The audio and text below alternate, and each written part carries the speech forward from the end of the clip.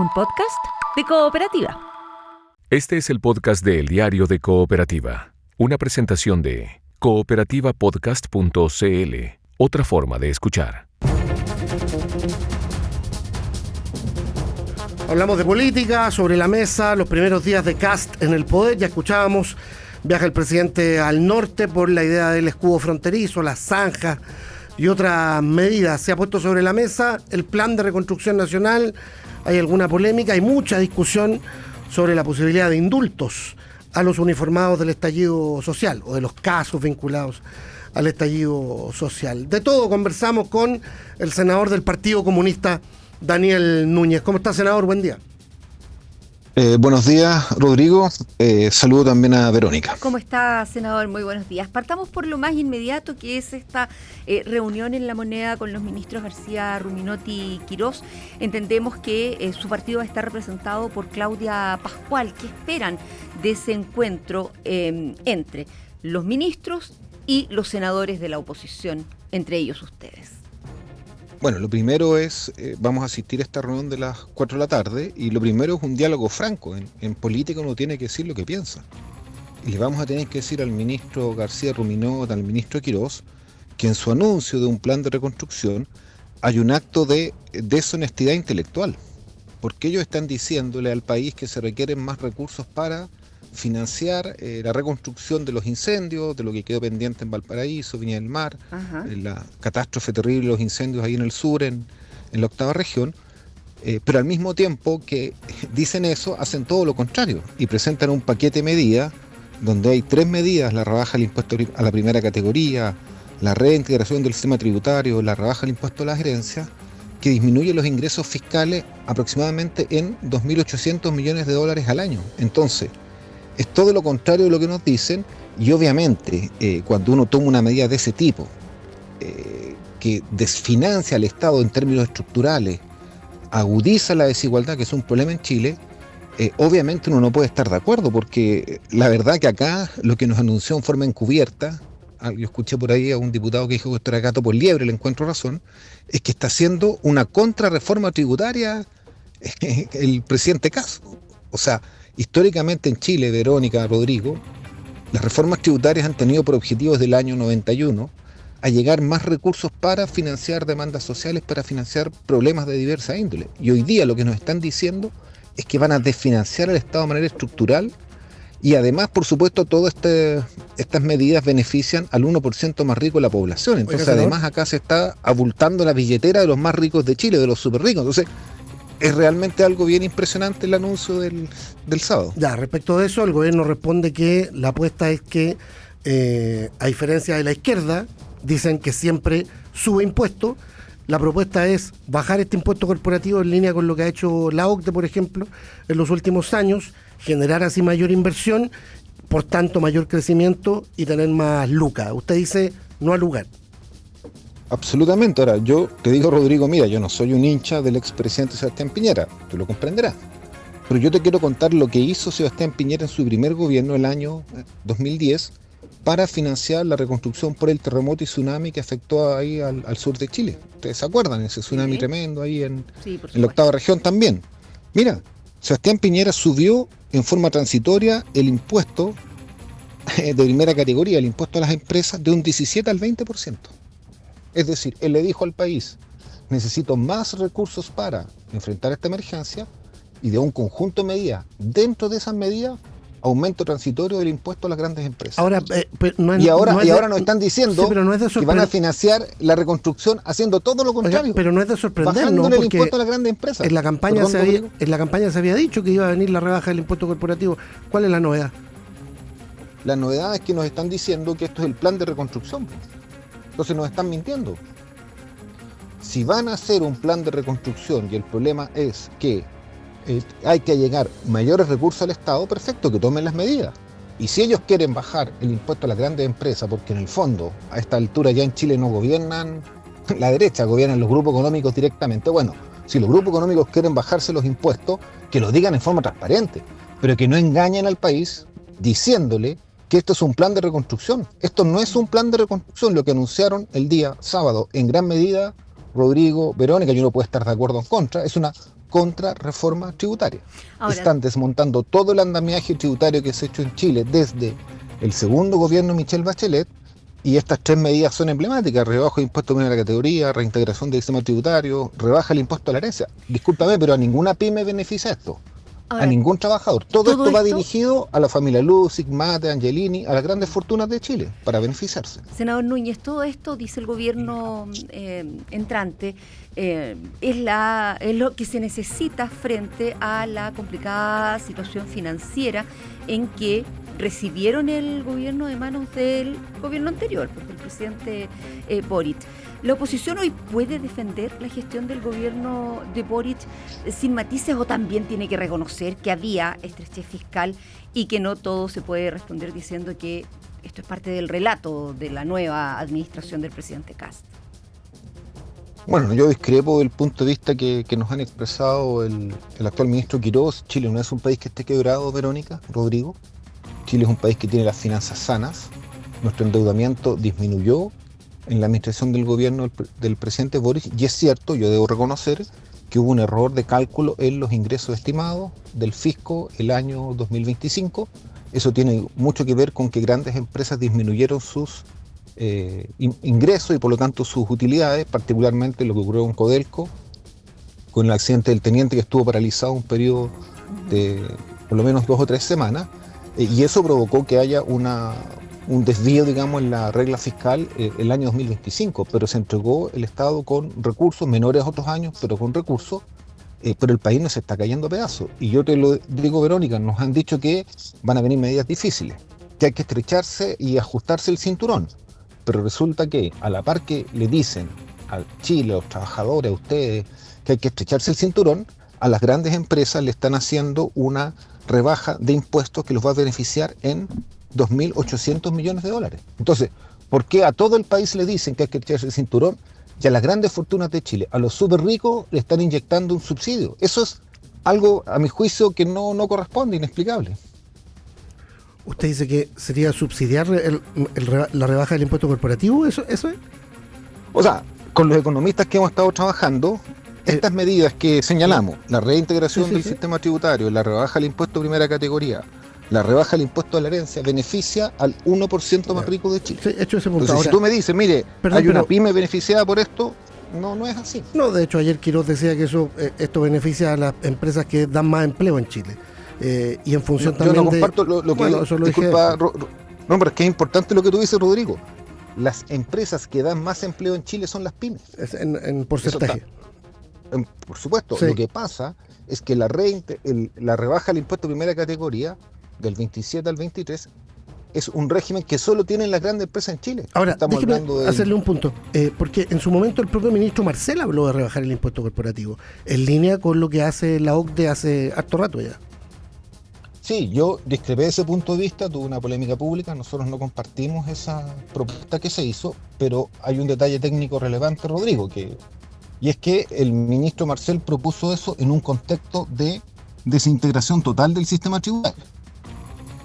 Y lo que nos están proponiendo es rebajar el impuesto de primera categoría, sino que además reintegrar. Ya. Entonces, son dos propuestas distintas. Oiga, debo inferir que los votos del PC no van a estar para esto.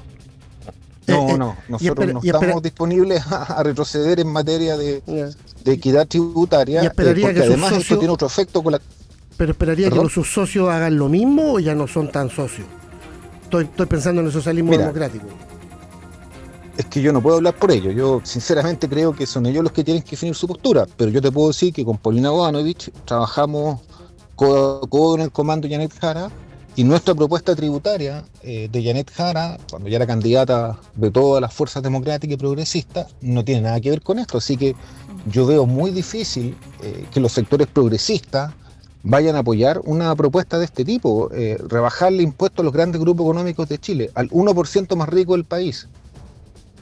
No le encuentro ningún sentido, porque además nos dicen que esta rebaja va a la par que se ponen limitaciones en la gratuidad, que va a haber menos recursos para inversión pública, entonces no está en línea con mayor equidad y justicia social en el país. Oiga, senador Núñez, ya que menciona el tema de la gratuidad, hablamos de educación superior y de esta decisión del gobierno que reafirmó algo que se suponía, ¿no? Que no va a apoyar el FES, pero también anunció límites para la gratuidad futura, particularmente para los mayores de 30 años, con excepción de las carreras técnicas y este endurecimiento en el cobro del CAE, apuntando incluso a deudores de altos ingresos, decía ayer el ministro Quirós. ¿Cuánto de responsabilidad hay en su sector, senador Núñez, de que el proyecto del FES no haya visto la luz durante su gobierno, que sí lo impulsaba? Bueno, a mí me hubiese gustado que el proyecto del FES, que impulsó con harta energía el ministro Cataldo, hubiese salido del Congreso, sin lugar a dudas. Ahora, no dependió de nosotros porque no teníamos mayoría en la Cámara del Senado, la fuimos perdiendo, ya que Matías Walker y Jimena Rincón, que partieron para el lado nuestro, se pasaron a la derecha, pero bueno, eso es un dato que no podemos obviar, es una realidad. Yo creo que en ese sentido, yo vi al ministro Cataldo hasta la última semana de enero tratando de sacar el acuerdo para sacar adelante estas leyes. Incluso le vi un anuncio los primeros días de marzo que me pareció un anuncio muy bien intencionado, pero difícil que ocurriera. Entonces, voluntad política de parte nuestra de sacar estas medidas como el FES existió absolutamente. Ya se ha hablado incluso de recurrir o de acudir al Tribunal Constitucional. ¿Ese camino está sobre la mesa para usted o primero hay que dar la pelea política en el Congreso y con el gobierno, senador? Bueno, para recurrir al Tribunal Constitucional con opciones de ganar, obviamente si es materia de ley hay que esperar que la ley esté despachada. No podemos ir antes de que una ley sea promulgada porque no hay certeza de cuál es su contenido. Uh-huh. A veces se ha podido recurrir en forma... Se ha hablado de borrador, de hecho, nomás. Claro, de borrador, pero de todas maneras es una opción que no podemos descartar porque yo creo, Verónica, y claro, estos temas tributarios son temas bien engorrosos y áridos, ¿verdad? Pero cuando uno trata de explicarle a la gente, es que, como a mí me tocó estar como diputado en el gobierno de Michelle Bachelet de la nueva mayoría, aquí estamos desmontando todo lo que hicimos desde el segundo gobierno de Michelle Bachelet en adelante. Entonces es bien curioso porque se logró un gran acuerdo, creamos un sistema de integración, un sistema tributario semi-integrado, se le cobraba impuestos a las grandes empresas mayores. Después logramos ordenar que no hubiera esta integración total, subimos los impuestos a las herencias para que no existiera esto de que se hace trampa, ¿no? Esta herencia en vidas que le llaman. Tomamos muchas medidas. Sí. Y eso permitió que el Estado tuviera más ingresos. Y ahora quieren borrar de una plumada todo eso. Entonces, la verdad que es un retroceso gigantesco. Por eso yo hablo de que hoy día nos están exponiendo a una contrarreforma tributaria. Oiga, y para oponerse a esto, ¿lo van a hacer en unidad o vamos a enfrentar un escenario con varias oposiciones? Porque lo que pasó en el Senado y en la Cámara la semana pasada dice bastante del momento por el que pasan, ¿no? Muy buen punto, Rodrigo. Yo creo que la clave primero en el conjunto de las fuerzas progresistas es abrir el debate entre nosotros. Uno no puede imponer puntos de vista, no puede tampoco, esto no funciona en base a la consigna o la amenaza. Tenemos que discutir. Yo creo que sería muy importante que convocáramos un seminario con los expertos que nos apoyaron, por ejemplo, el mismo ministro Marcel, el equipo que ha apoyado en otros minutos el debate tributario o los centros de estudio y analizar todas estas medidas con mayor detalle. Yo me hice una primera opinión, pero por supuesto que tenemos que estar llanos a discutirlo técnicamente y ahí emanar una opinión final. Yo estoy seguro que en una discusión técnica rigurosa nos vamos a dar cuenta que incluso es mucho peor de lo que yo estoy comentando. Entonces me parece a mí que el camino nuestro hoy día es unir fuerzas para un debate muy profundo en estos días, en los próximos 10 días, 15 días, y tener una postura común como fuerzas progresistas y ir unidos a enfrentar a la derecha. Cada vez que nosotros nos dividimos, por el motivo que fuere, yo no le echo la culpa a uno o a otro, la derecha avanza. Entonces la unidad es un factor fundamental para defender conquistas sociales. Así que yo espero que logremos unidad en estos temas. Es el senador del Partido Comunista, Daniel Núñez, en el Diario de Cooperativa. Muchas gracias por haber conversado con nosotros esta mañana, senador. Que tenga buen día. Listo, muchas gracias a ustedes. Buen día. Hasta luego. Este es el podcast de El Diario de Cooperativa, una presentación de cooperativapodcast.cl. Hacemos el Diario de Cooperativa, esta segunda mesa de reporteros y reporteras de la mañana, junto a Rodrigo Vergara, con Paula Molina, y se nos suma la conversación a esta hora aquí en el estudio. el flamante ministro de Vivienda y Urbanismo, Iván Poduje. A 5 días de haberse iniciado la administración del presidente Kast, el tema que ha marcado la agenda es el proyecto de reconstrucción nacional, que entre muchas otras medidas contempla el tema de las viviendas de los damnificados en los incendios de Valparaíso, del Ñuble y el Biobío. ¿Cómo está, ministro Poduje? Bienvenido. Muchas gracias por la invitación. Estoy muy bien, con mucha energía y muy motivado para avanzar en las metas que nos fijó el presidente y que las personas están esperando. Gracias, ministro, por venir a los estudios de la cooperativa. Se ha anunciado un plan que cuesta 400.000 millones de pesos. Esa plata no sale nada del presupuesto que se le autorizó ya al ministerio en la ley pasada. ¿Cómo se va a recaudar eso? Bueno, el ministro Quirós explicó dentro de un conjunto de medidas, una de las más relevantes es poder contar con el FED. Las reconstrucciones no se financian con los presupuestos normales del Ministerio de la Vivienda porque no daría. De hecho, le pongo como ejemplo, en el caso del Biobío, si tuviéramos que asignar los recursos destinados a la región para abarcar un segmento de la reconstrucción, que son los segmentos más vulnerables, que el DC49, nos tendríamos que gastar toda la plata de toda la región del Biobío. Solo en eso. Solo en eso. Entonces, para eso se aprueban los fondos especiales transitorios, que son fondos que se aprueban en un proyecto de ley. Se hizo el 2010, se hizo en el caso del incendio de Viña del Mar, y en este caso hay que hacerlo también en Biobío. Ahora, desde la oposición ya dicen aquí hay una deshonestidad intelectual, porque nos dicen, necesitamos más plata, sin embargo, en paralelo se promete rebajar impuestos a las empresas, por ejemplo. Bueno, eso creo que lo explicó el ministro Quirós ayer en una entrevista en un medio muy claramente. La forma de tener más recursos para el fisco es, por una parte, aumentar los ingresos, pero también, en el mediano plazo, activar la economía. Y las medidas que ha anunciado el ministro Quirós tienen como objetivo activar la inversión, activar la economía y de esa forma retomar el crecimiento, que es, a juicio del ministro Quirós, y yo coincido, la mejor forma de tener recursos en el largo plazo. Y el plan de reconstrucción para los damnificados por los incendios en el sur y también en Viña del Mar, ¿se ve supeditado a la aprobación del proyecto de ley que envíe el gobierno y que algunos entienden como una ley ómnibus? Porque claro, incluye todos los temas, ¿no? También económico. Si no avanza allí, ¿hay recursos igual para la reconstrucción, ministro? No, esto hay que ser muy claro acá. Los recursos para la construcción no son recursos regulares, se tienen que aprobar con una ley que se llama la ley FED o Fondo Especial Transitorio. Y lo que nosotros hemos hecho es pedirle al Congreso que autorice estos recursos, ¿ya? Porque lamentablemente, y también lo explicó el ministro Quirós, hemos recibido unas arcas fiscales vacías. En el caso nuestro, el Ministerio de la Vivienda, además nos cortaron. El último mes se firmó un oficio, el ministro Grau, que nos eliminó 20.000 subsidios destinados a los segmentos más vulnerables, lo cual es un desastre para nosotros. Entonces, las arcas fiscales en el Ministerio de la Vivienda están vacías y necesitamos que este proyecto se apruebe. Y al haber un proyecto tan grande que mezcla vivienda, rebaja tributaria, campo en la gratuidad, permisología, seguridad, ¿cómo se convence a los damnificados, ministro Poduje, de que no están siendo usados como un paraguas político para una agenda más amplia? No, mire, los damnificados son muy racionales y entienden que no hay recursos y entienden que todos saben que el Fondo Especial Transitorio es un fondo adicional que tienen que aprobar por Congreso. Ya lo saben todos porque ya lo tienen incluso en su nomenclatura, hablan del FED. Y esperan que los parlamentarios aprueben esos recursos. Y yo creo que entrar en el área chica de qué proyecto se contempla o no en el marco de este proyecto del FED, es una cuestión que no viene al caso. Acá tenemos una urgencia. Esa urgencia implica, ya partimos nosotros con el diseño del plan de reconstrucción.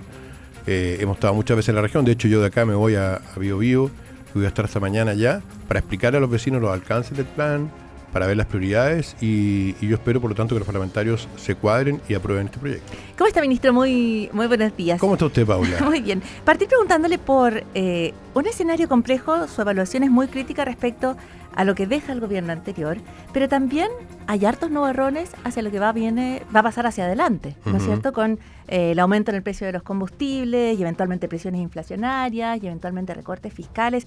Desde vivienda, ¿cómo se vive esa presión respecto a cómo se responde a las expectativas en general en el sector, ya no hablamos solo de la población damnificada, también de las empresas constructoras, en fin, frente a un escenario que es complejo, es claramente complejo en términos de ingresos. Mire, y de presupuesto. Efectivamente es complejo. Nos dice el presidente, usted puede explicar hasta cierto punto, ya las explicaciones ya... O sea, justificar en base a lo que le damos ya no sirve. Para nosotros eso ya es pasado, hoy día tenemos que resolver. Y eso lo dije ayer a los vecinos de Viña del Mar, porque muchos me preguntan eso y dicen, nosotros tenemos que buscar los mecanismos para resolver esto. Tenemos un tremendo equipo de gabinete que funciona como equipo además. De hecho, yo transmití inquietudes a la ministra de Desarrollo Social, a la ministra de Medio Ambiente, inquietudes que aparecieron en la mesa. Por lo tanto, acá el compromiso es cumplir con las metas y el presupuesto del Ministerio de Vivienda es un presupuesto que debe aprobarse anualmente, se aprobó anualmente. Lamentablemente tenemos un recorte en un conjunto de subsidios y nuestra tarea es ver cómo vamos a priorizar y cómo vamos a resolver ese problema. Si usted me pregunta ahora exactamente cómo lo vamos a hacer, no tengo la respuesta, pero lo que sí tengo claro es que hay una serie de partidas que ya hemos identificado que se pueden reducir, hay una serie de estudios contratados que se pueden reducir o que se pueden eliminar simplemente, y dentro del plan de austeridad que nos fijó el ministro Quirós estamos trabajando en la reducción de esos gastos.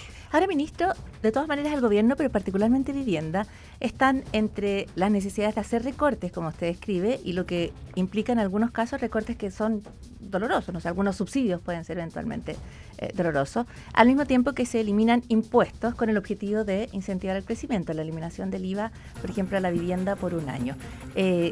¿Cree o cómo cree que se puede vivir dentro de su ministerio, dentro de vivienda, esta tensión entre que la gente vea recortes por un lado y disminución de impuestos por el otro? Mire, las personas lo que ven más que disminución de impuestos, si la economía crece o no crece. Ya ese es finalmente la raya para suma acá. Yo le diría que el problema más grande que tenemos nosotros hoy día, insisto, es heredado, pero ya no viene el caso de volver sobre ello, es que nos cortaron 20.000 subsidios destinados a los segmentos más vulnerables. O sea, el gobierno anterior hizo un machetazo a los derechos sociales de la vivienda de las familias más vulnerables y nosotros nunca entendimos por qué lo hizo y el ministro Montes tampoco lo entendió porque me dijo, mire, esto es una decisión de Hacienda, no quiero exculpar al ministro Montes, pero me dijo, yo no tengo nada que ver con esto. Entonces el ministro Grau nunca explicó por qué hizo esto. Ahora, ¿qué tenemos que hacer nosotros? Ver la forma de que mediante este plan de reorganización y de optimización podamos compensar en parte esos subsidios y priorizarlo, ¿me entiende?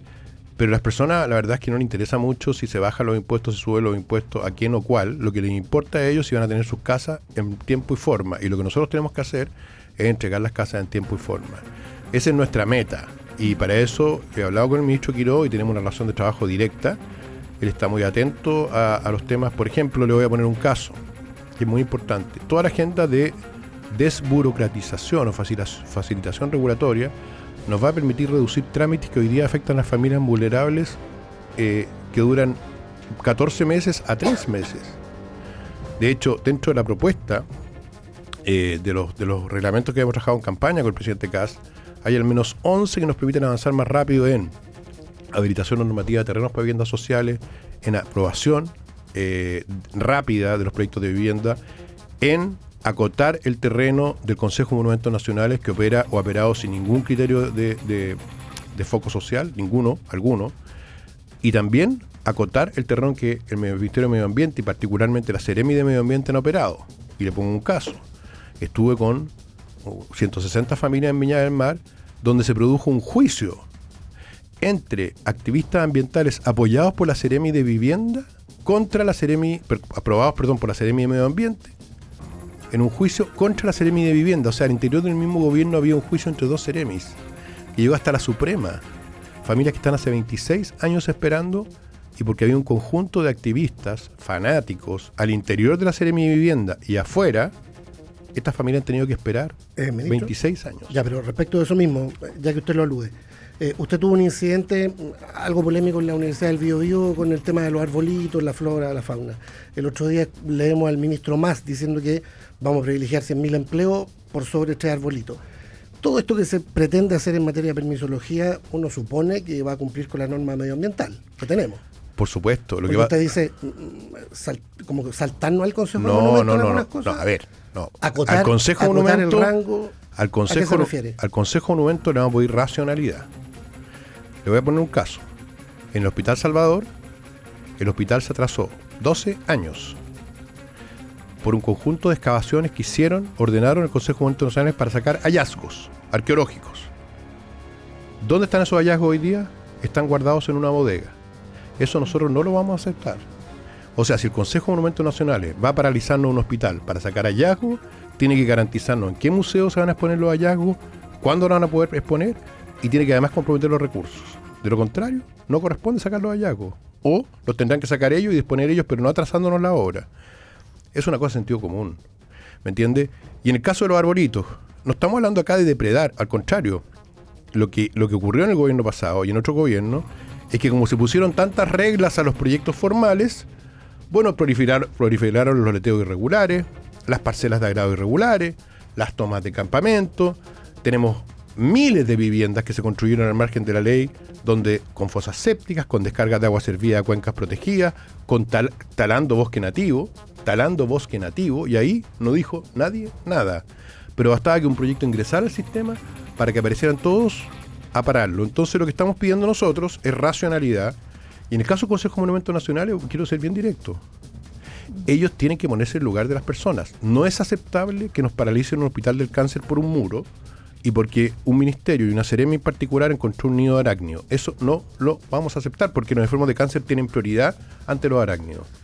Ministro, el diputado por la Araucanía José Montalva del PPD ya anunció que va a oficiar a Contraloría y al ministerio suyo tras conocerse una circular que emitieron o habrían emitido ustedes en que se instruye la suspensión temporal del despacho de documentación y de tramitación de nuevas adquisiciones.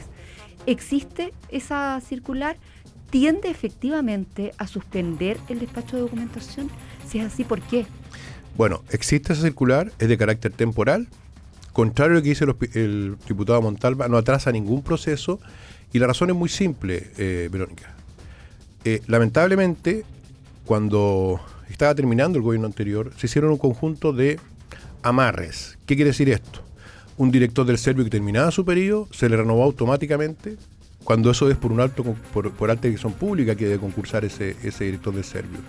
En esa comuna donde está ese director del Servio, están mandando comunicaciones a las familias sin casa con guías que tienen que ver con la política anterior y con programas que nosotros estamos hablando hoy día porque son malos. Y además, en ese caso, tenemos un juicio con la Contraloría por 1.200 millones que se cobraron irregularmente con una boleta. Ese director del Servio lo vamos a evaluar y hoy día está mandando oficios. Pero eso significa que habrá subsidios, proyectos habitacionales o beneficios que están en curso y que se van a detener, en ningún ministro. Caso. En ningún caso. Los dirigentes yo sé, y ayer, sociales pueden estar tranquilos con totalmente eso? Tranquilos. Ayer hablé con 40. Preocupación. Sí, lo sé y aprovecho este espacio para tranquilizar a las personas a las dirigentes que me escribieron, más de 45, al delegado Millones, a la senadora Gatica, a 6 diputados más. Esto generó, un susto en los dirigentes, yo lo lamento, es parte de la política, trata de hacer un punto político. Nosotros vamos a trabajar de la Contraloría. Si el diputado Montalva quiere hacer una investigación de la Contraloría, vamos a ser los primeros en abrirle todas las puertas. Pero acá lo que estamos haciendo, y el diputado Montalva también debería explicarlo, es por qué tenemos personas que debieron haberse ido, que estaban por confianza política, que siguen en el gobierno mandando instructivos que son contradictorios con los lineamientos que ha definido el presidente Castro.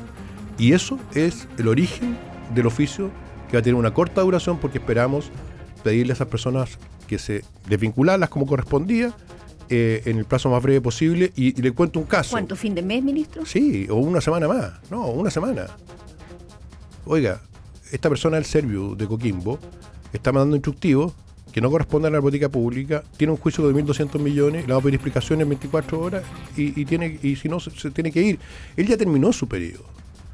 ¿Por qué el gobierno le renueva automáticamente en 3 años a punto de salir? ¿Por qué no hizo lo mismo en el Parque Metropolitano? Asigna un concurso cuando estábamos llegando, o sea, a 2 días de asumir. Y esto ha pasado en un montón de casos, se llamó amarres, y lo que nosotros estamos haciendo para que las familias no se preocupen es pidiendo que nos deriven a Santiago la firma de esos documentos. Yo he firmado subsidios ya, los 4 días, para evitar que se atrase cualquier cosa. Así que no hay ningún atraso. Ministro, para tratar claridad, porque en algún momento usted dice hay algunos subsidios que hay que recortar, o puede que yo lo haya entendido mal. ¿Se recortan algunos subsidios o no se recorta ninguno? No. Hay algunos programas del Ministerio de la Vivienda, estudios, asesorías, consultorías, que nos vamos a recortar, sí. Esos son, el Ministerio tiene, digamos, recursos para los subsidios, pero también tiene recursos para estudios, consultorías, etcétera, etcétera, etcétera. Arriendos, se fija. Estamos revisando todo porque el plan de austeridad que nos fijó el ministro Quirós nos obliga a revisar la pertinencia de las consultorías. Por ejemplo, consultorías asociadas a la importancia del agua para el cambio climático. Tenemos muchas consultorías. ¿Tienes de esas? Ya. Entonces Sí. usted dice, los recortes pasan por cortar consultorías, por ejemplo, pero ningún subsidio se toca No se con los corta recortes. ningún subsidio, porque los subsidios son para las familias. Ya. Y otra Ya. pregunta. Respecto a los Serviu, directores del Serviu, se han generado una serie de... Está la situación de Coquimbo, pero también está la situación de Biobío. ¿Cuál es el mapa que usted me imagino que ya ha hecho desde el Ministerio de Vivienda respecto a cuál es la situación de los directores, directoras de Serviu? ¿Quiénes se van, quiénes no se van? ¿Son cargos por alta dirección pública? ¿No se pueden mover durante el periodo? ¿Cuál es la línea? No, mire, todo cargo de alta dirección pública se puede mover en función del desempeño, ¿ya? En el caso del Biobío, yo quiero explicarlo nuevamente. En el caso del Biobío tuvimos 4 problemas. El alcalde de Hualpén me hizo un reclamo el día que llegué en su oficina, que estaba parado un oficio por firma de la directora hace semanas.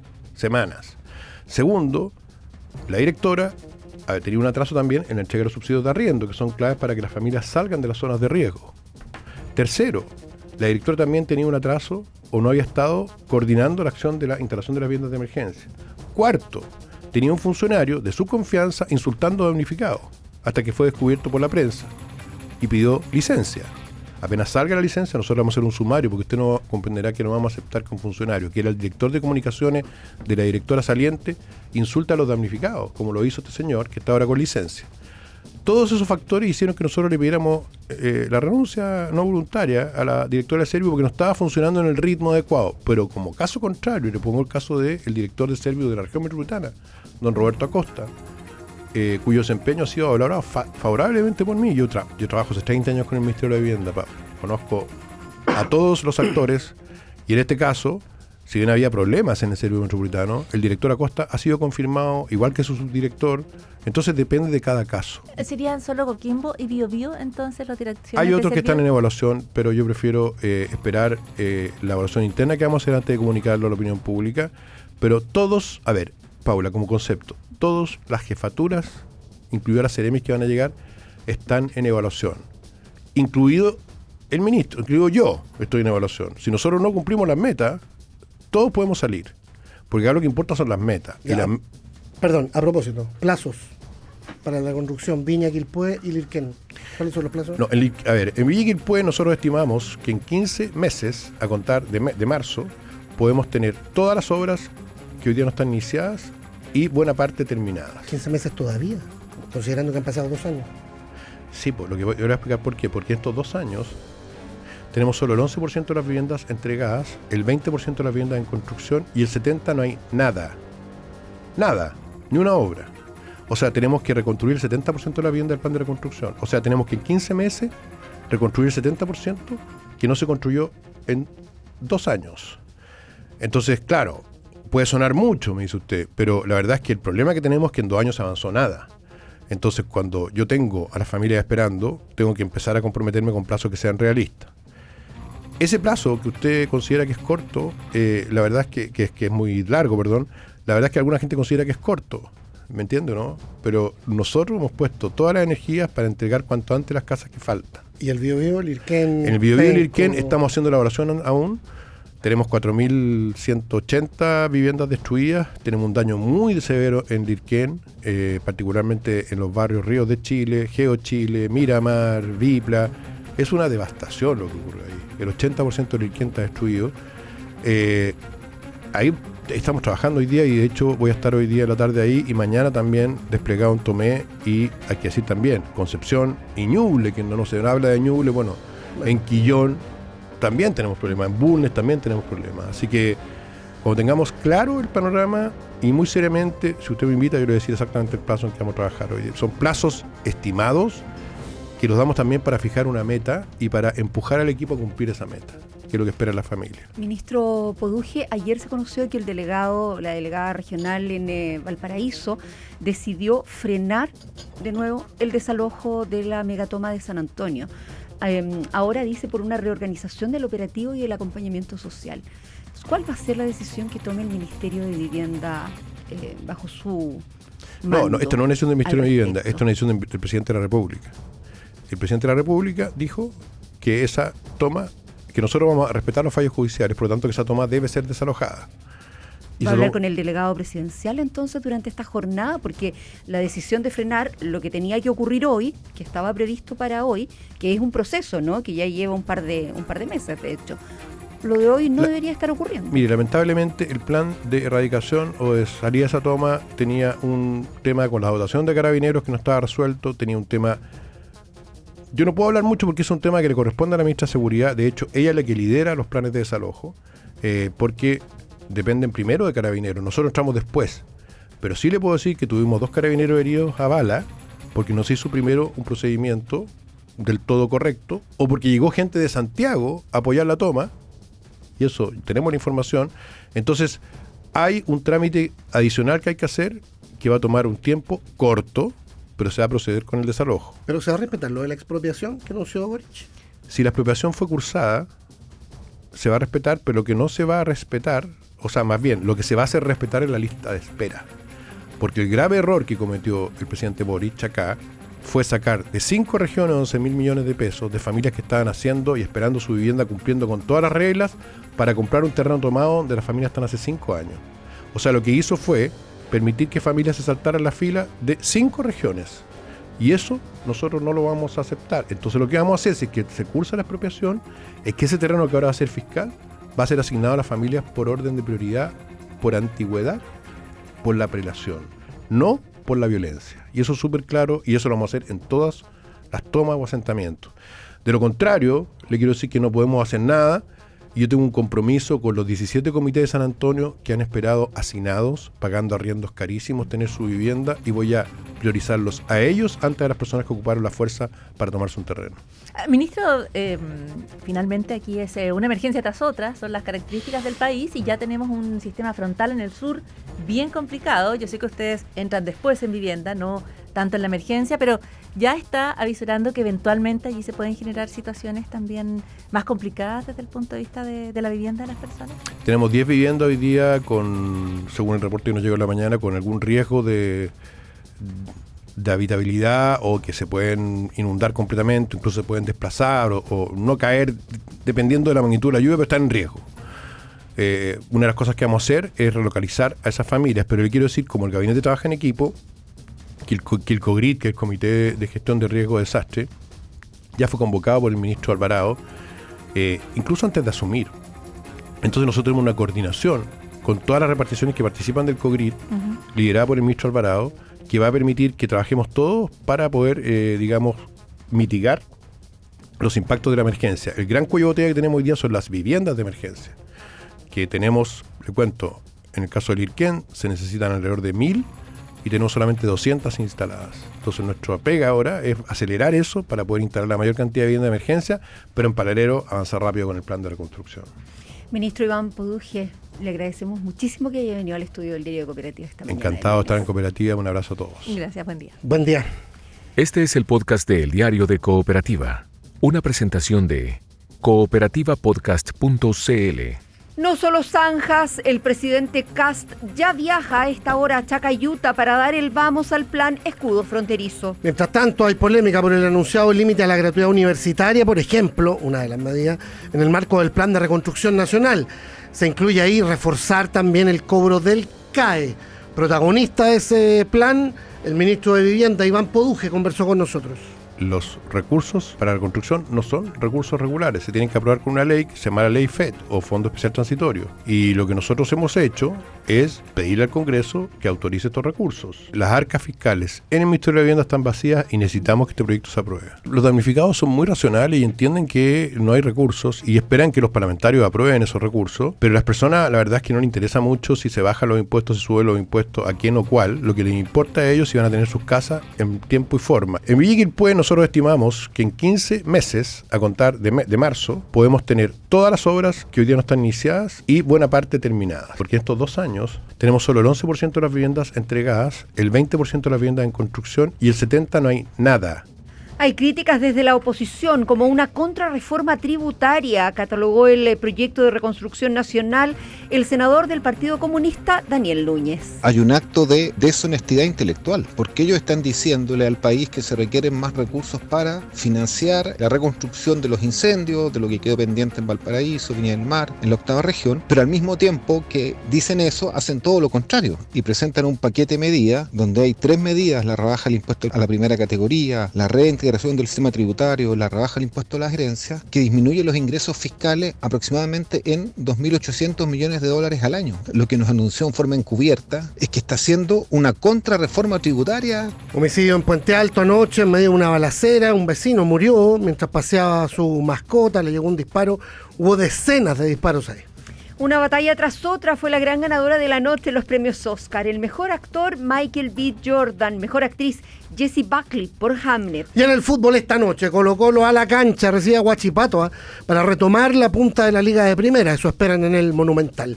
Será transmisión de Cooperativa Deportes. Y nos vamos. Llega hasta aquí esta primera edición del Diario de Cooperativa. Ya llega Cecilia Robarete a tomarse el primer café. Buen día. Buenos días. Aquí termina el podcast de El Diario de Cooperativa. Lo escuchas en vivo, de lunes a viernes desde las 6 de la mañana y todos los días en cooperativapodcast.cl.